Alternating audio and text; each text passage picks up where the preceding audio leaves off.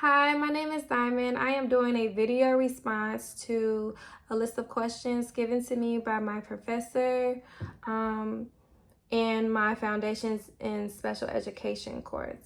So the topic is professional dispositions, and I'm going to read off the questions and then read my answers. After I read the question, I'm going to follow it up with what I wrote down as my answer.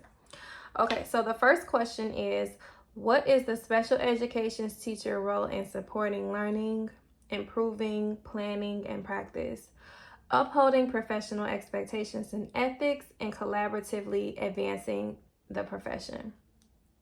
My response to that is, a special education teacher role includes being creative in developing lesson plans, while ensuring you are reaching every student's needs, proactively leading, and socially having the versatility to teach in a small or large group setting.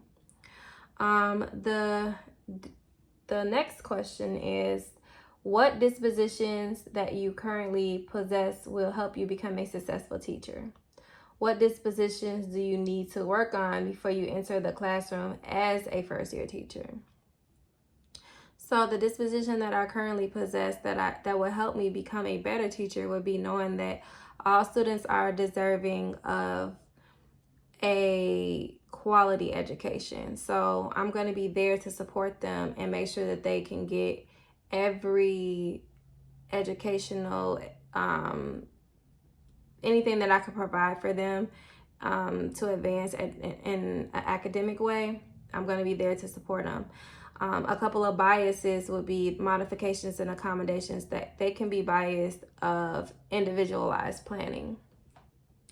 The second question, or the answer to my second question, is the dispositions that I may need to work on would be knowing when collaborating with someone that everyone is not student-centered.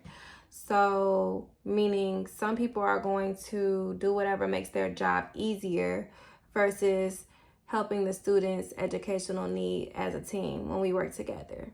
So some people are just there just to get a check and leave, or just to, get the job done. No, not me. I'm going to be there to, I want to advance and I want to work as a team and see what we can do collectively to, help the students' educational needs. The last question is, what effects could personal biases have on expectations that teachers have for their students, and how could these biases affect their relationships with students and their families? I wrote a personal bias that could affect the teachers would be that the students do not care about what is being taught, which could impact the level of effort being put into a teacher's lesson plan.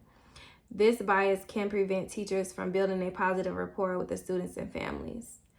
So meaning that if a teacher is putting a lot of time and effort into a lesson plan and it's not working, it could negatively impact the rapport with the student and a teacher because they're not seeing eye to eye.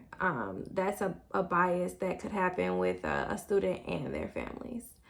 So that was the last question. Thank you. Bye.